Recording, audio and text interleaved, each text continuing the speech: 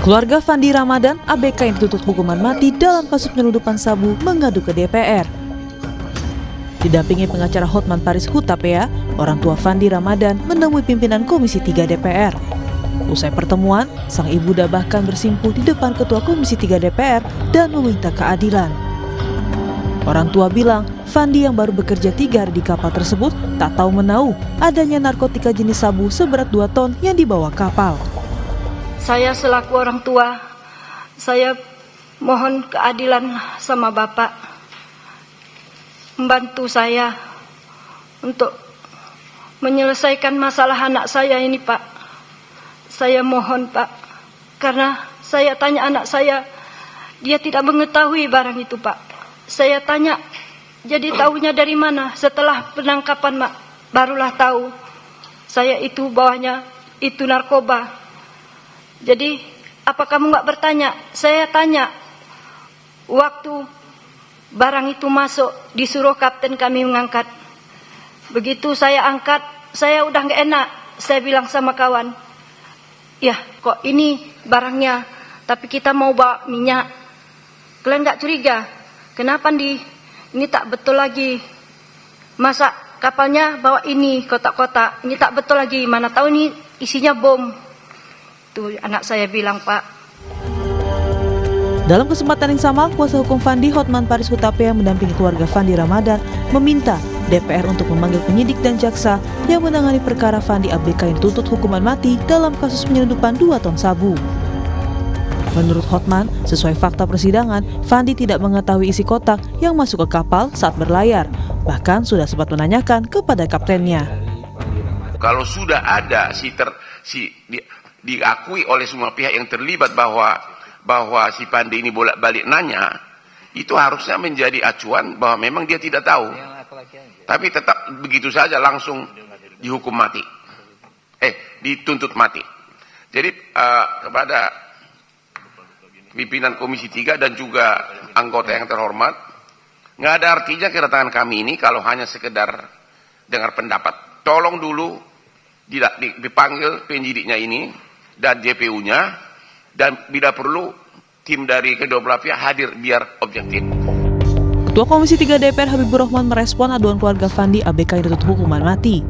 Habibur Rahman mengatakan tuntutan mati terhadap Fandi janggal karena Fandi jelas bukan mastermind atau orang yang paling diuntungkan dalam penyelundupan narkotika. Dia juga menyoroti pada saat proses penyidikan, Fandi didampingi kuasa hukum yang justru disediakan penyidik. Itu ya, satu penerapan hukumnya dalam perumusan tuntutan seperti apa. Ya. Itu kan sangat janggal. Kalau sebagai upaya terakhir, tentu harusnya kepada mastermind, orang yang merencanakan, orang yang melaksanakan, orang yang mengambil paling besar manfaat, ya, dan orang yang pelaku utamanya, kurang lebih kan begitu. Itu tuntutan hukuman mati. Harusnya hanya diterapkan seselektif itu. Nah itu kejanggalannya. Kemudian terbongkar tadi, ketika diperiksa katanya lawyernya dari pihak yang meriksa, itu kan. Gimana dia mau all out membela kepentingan kliennya? Sementara itu, Kapus Penkum Kejagung Anang Supriyatna menegaskan, Fandi dan juga terdakwa lain mengetahui jika barang yang mereka bawa adalah narkoba jenis sabu. Bahkan menurut Kejagung, Fandi juga telah menerima bayaran. Para terdakwa sadar dan mengetahui, termasuk yang ABK itu mengetahui bahwa barang itu adalah barang narkotika, dan itu disimpan sebagian ada di haluan kapal, sebagian lagi disembunyikan di bagian dekat mesin. Artinya menyadari dan menerima pembayaran juga yang bersangkutan. Dituntut maksimal berarti melakukan ini kan karena kejahatan itu berarti kan sudah mempertimbangkan berbagai hal, termasuk karena yang penting bagi kita negara dalam ini komitmen melindungi warga negara dari bahaya narkotika. Ini kan hampir 2 ton loh, nggak main-main. Sebelumnya, Jaksa Penuntut Umum menuntut hukuman mati terhadap 4 warga negara Indonesia dan 2 warga negara asing asal Thailand yang menjadi pelaku penyelundupan 2 ton sabu di perairan Kepulauan Riau. Salah satunya yang dituntut mati adalah Fandi Ramadan. Fandi dituntut hukuman mati dalam sidang Pengadilan Negeri Batam karena terlibat penyelundupan 2 ton sabu. Tim Liputan, Kompas TV.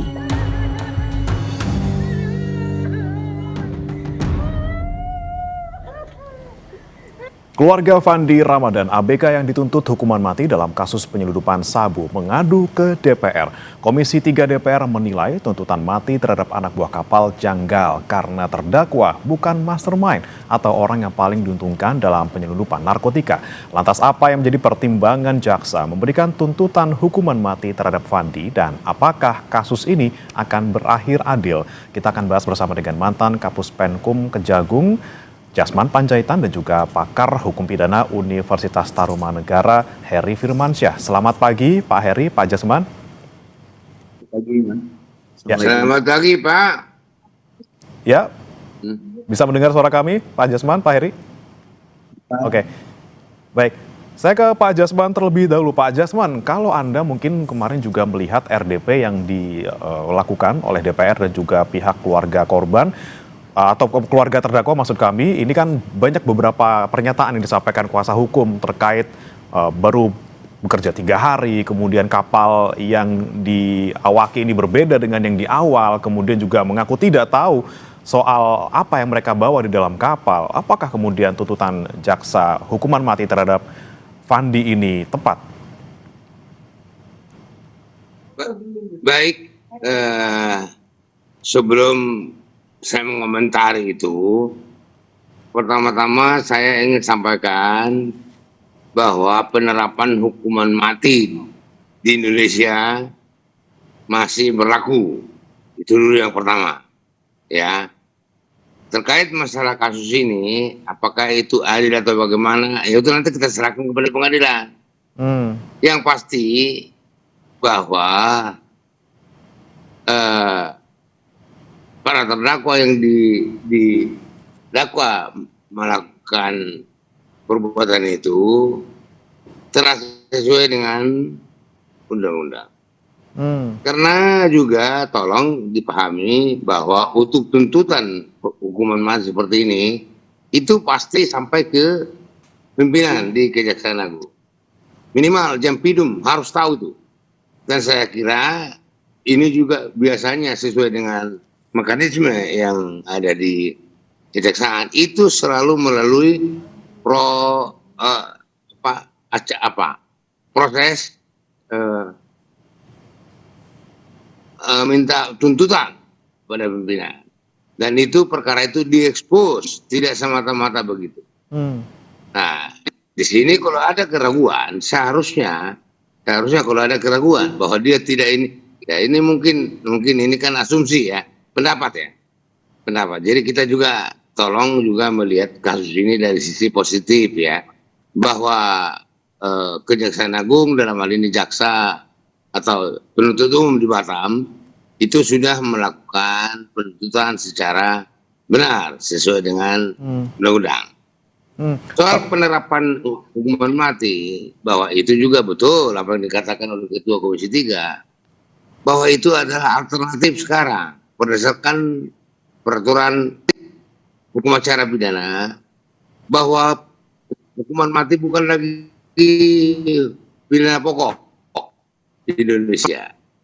Jadi nggak perlu kita terlalu ya menangkap ini dengan kepala panas ya. Kita lihat aja dulu. Baik.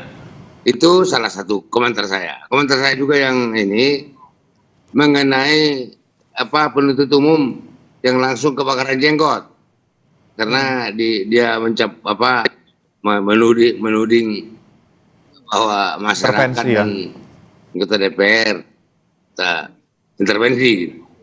Salah, itu nggak benar, itu bukan seorang public speaker yang baik itu ya. Itu memang perlu ditegur itu siapa. Tapi soal tuntutan ini saya kira sudah sesuai. Jadi kalau soal intervensi ini Pak tidak setuju Pak Jasman? Ya harusnya tidak begitu cara menjawabnya. Seorang public speaker, dan itu salah satu tugas dan tanggung jawab saya kalau ngajar di Baliklah. Saya ngajar public speaking di desa. Saya tidak pernah ajarkan seperti itu dan tidak boleh menantang begitu. Ya udah. Oke. Apa aja. Baik. Normatif aja gitu jawabannya.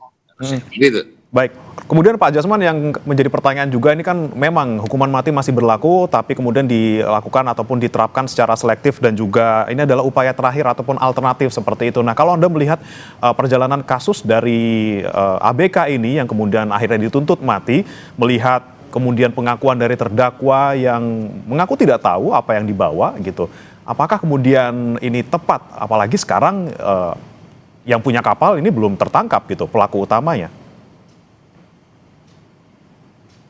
Ya, itulah mungkin yang bisa menjadi catatan kita, gitu, ya. Tapi yang penting tadi, yang pasti tadi bahwa itu penerapan hukuman mati itu seperti yang saya katakan tadi masih berlaku di Indonesia. Nah, ini yang nanti kalau misalnya itu dieksaminasi perkaranya, nah, dan saya yakin seperti tadi saya sampaikan, ini ada proses expose. Expose ini pasti expose di Kejari Batam, expose di Kejati Riau, terus di Kejati, terus expose di Kejaksaan Agung. Pasti itu. Nah, pasti itu semua dilalui. Jadi tolong kita saling percaya. Percaya. Baik. Nah, itu tuh. Baik. Jadi soal nantinya, ya, tuntutan mati itu tuh nggak gampang, Pak, nggak gampang. Ya. Oke, baik. Saya ke Pak Heri. Pak Heri, kalau Anda melihat juga perjalanan kasus dari ABK Fandi ini, kemudian kemarin juga kita dengar bersama-sama mungkin ya, RDP bersama dengan kuasa hukum keluarga korban, keluarga terdakwa. Bagaimana kemudian Anda melihat kemarin yang disampaikan oleh kuasa hukum, banyak kejanggalan-kejanggalan yang kemudian disampaikan dan menilainya ya jangan tuntutan mati dong, ini kan pelaku utamanya belum tertangkap gitu. Baik, suara saya terdengar ya? Ya, terdengar, Pak Heri. Ya, bagaimanapun kita nggak tahu fakta hukum di persidangan kemarin ya, karena tidak tersampaikan lewat media secara detail informasinya. Yang paling penting adalah dalam suatu persidangan itu adalah mengurai fakta-fakta hukumnya. Kemudian pendekatan fakta hukum itu akan dijawab lewat teori hukum misalnya, atau asas hukum yang ada. Kalau tadi ingin membantah, tentunya menggunakan asas hukum hinstaf sonder schools, misalnya tiada pidana tanpa kesalahan, karena dianggap dia tidak tahu gitu ya, barang yang dibawa itu adalah narkoba, atau bicara tentang hukum yang lain, misalnya ada teori will and advertence, teori dia berkehendak mengetahui tadi, sehingga dengan itu dia bisa dipidana. Nah itu kan dasar dalam konteks teori yang dikaitkan dengan fakta. Nah yang penting adalah bahwa ada undang-undang lain yang harus digunakan untuk melihat kasus ini secara menyeluruh, karena ini kan terjadinya dalam konteks berlayar ya di laut, maka undang pelayaran pun menjadi penting untuk diteliti di sini. Bagaimana adanya pertanggungjawaban pidana itu tidak melekat pada seorang nakoda. Dalam hukum pidana ada istilahnya delik propria. Propria itu dia menyangkut pada status atau jabatan khusus tertentu. Nah salah satunya adalah nakoda misalnya. Agar kita bisa melihat bahwa siapa sih yang sebenarnya punya tanggung jawab yang besar dan mengetahui punya kehendak dan tanggung jawab yang tentunya diatur secara limitatif ya dalam suatu aturan undang-undang tadi, yang dia sebenarnya punya peran besar untuk barang itu naik, keluar ataupun berhenti kapal, itu kan bagian dari mekanisme pelayaran yang perlu dipahami juga. Nah, kita tidak mengetahui apakah kemarin dalam upaya jawab-menjawab ataupun membuktikan itu teman-teman penasihat hukum juga concern terhadap isu-isu tadi begitu ya, kemudian menghadirkan saksi yang relevan. Kalau kemarin disampaikan hanya mendasarkan pada konfirmasi dari yang langsung ya, dan atau yang mengatakan memang ada konfirmasi dari si Fandi terkait dengan isi muatan dari kapal tersebut apa. Nah ini kan kemudian dikonstruksi bahwa Fandi itu sebenarnya dia tidak mengetahui apa isi dari tersebut. Ya.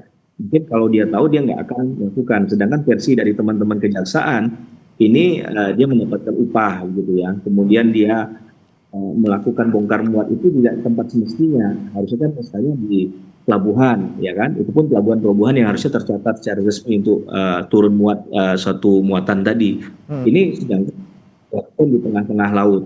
kemudian melepaskan bendera kapal. Ini pelanggaran-pelanggaran yang mengerucut pada asumsi dugaan ini juga mengetahui tindak pidananya. Nah, yang menjadi kita sekarang ini kan sudah mengerucut pada ujungnya akhir putusan ya Mas ya. Dan ini sudah pada ending akhirnya. Masalahnya ketika kasus ini diangkat dan nanti rekomendasinya dari teman-teman yang di pihaknya Mas Fandi, ini kan teman DPR memanggil penyidik, memanggil penuntut umum.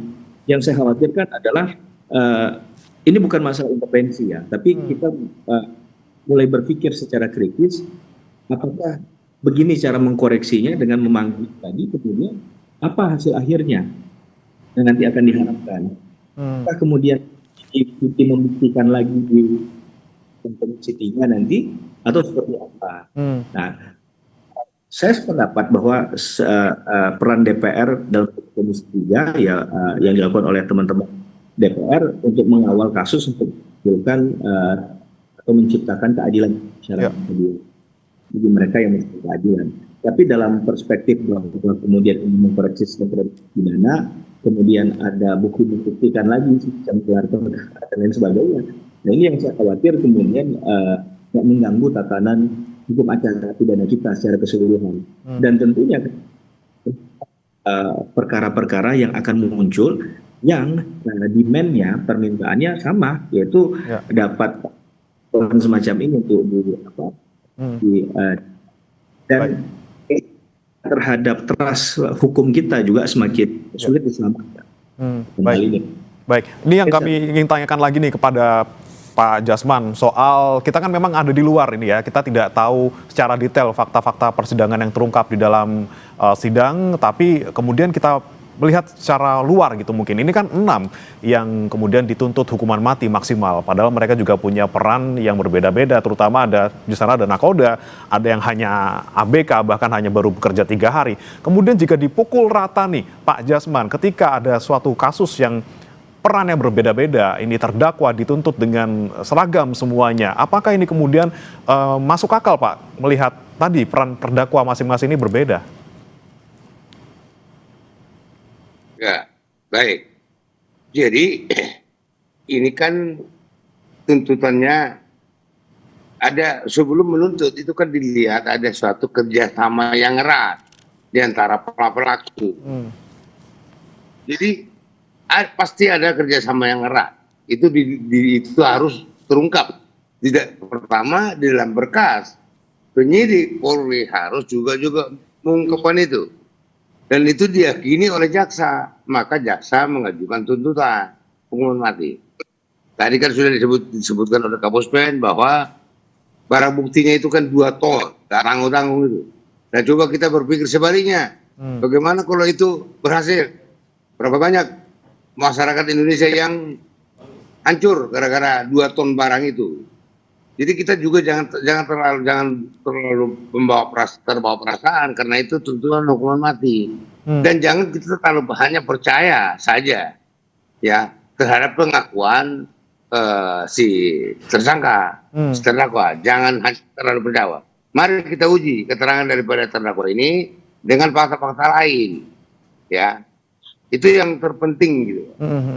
Nah, ini kemudian memang pembuktian antara dia tahu atau tidak tahu ini, Pak Jasman. Bagaimana kita bisa tahu ataupun bisa mempertimbangkan bahwa yang bersangkutan tahu, yang bersangkutan tidak tahu, sehingga tuntutannya sekian seperti itu?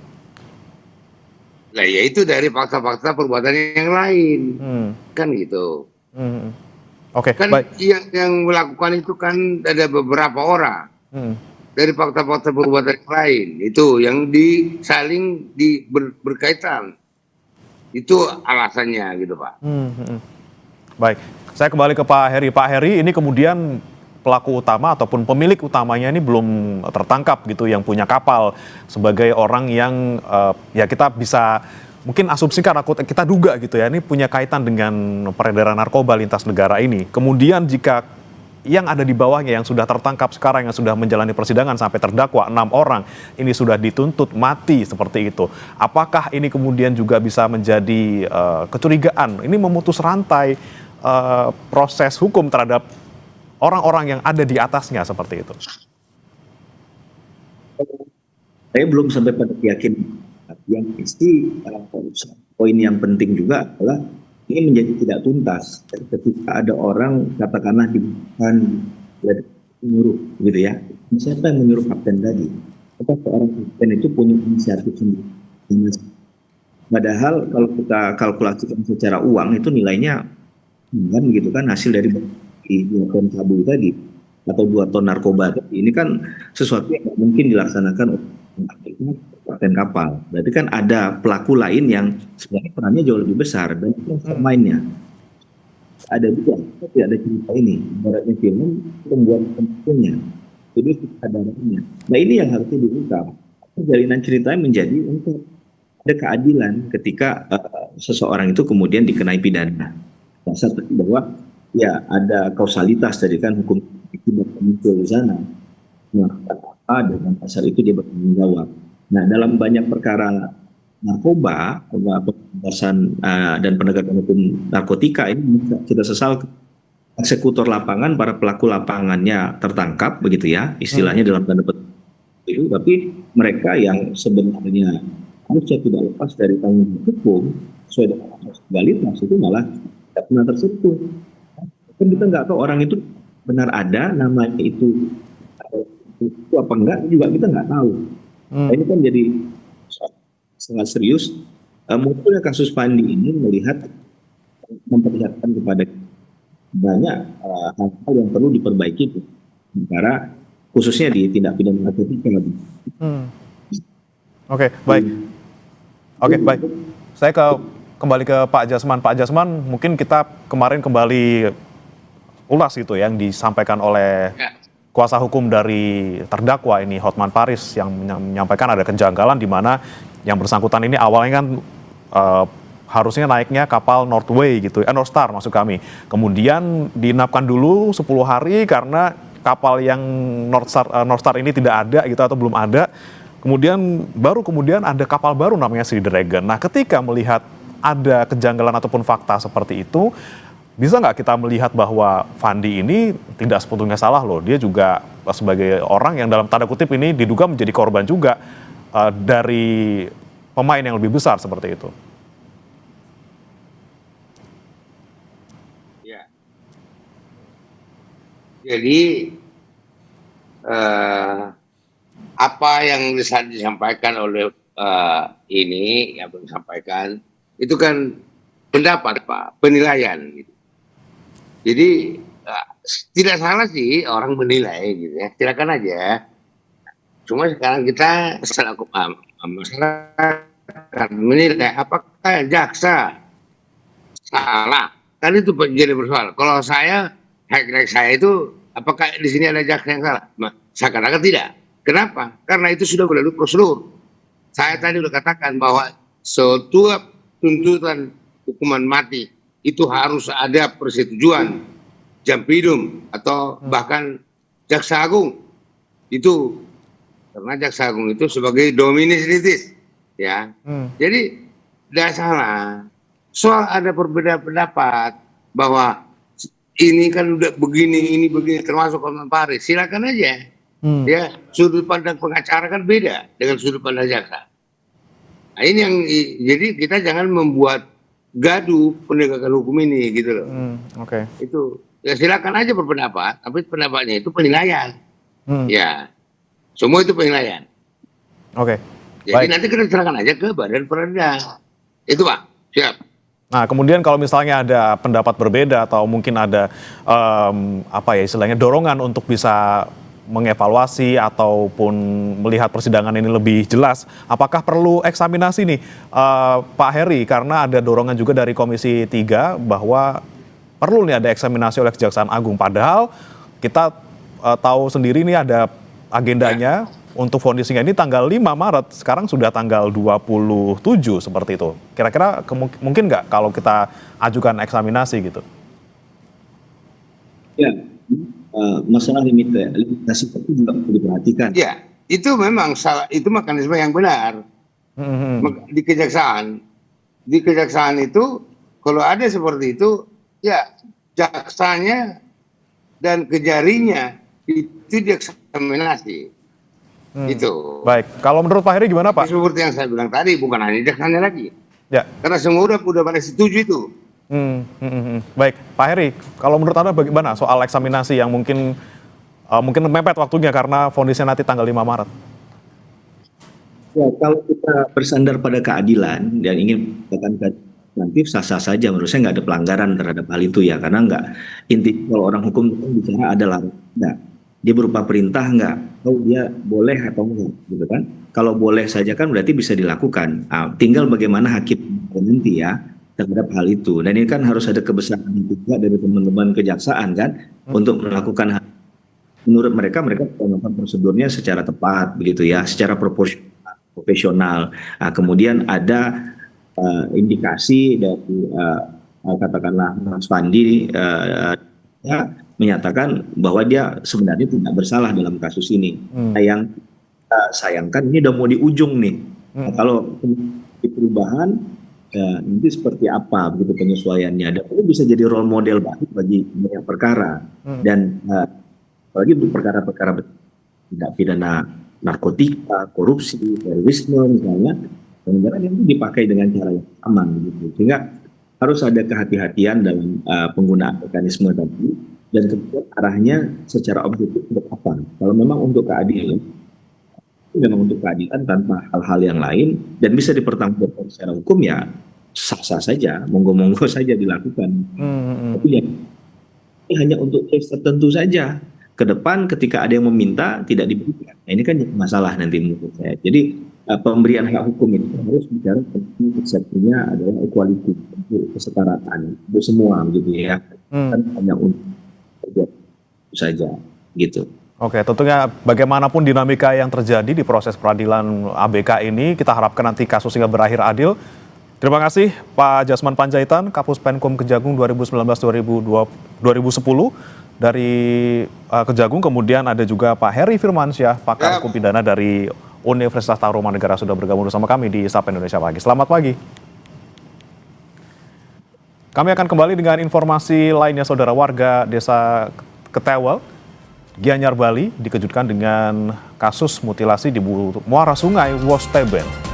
Diduga sementara korban merupakan warga negara asing. Informasinya saat lagi.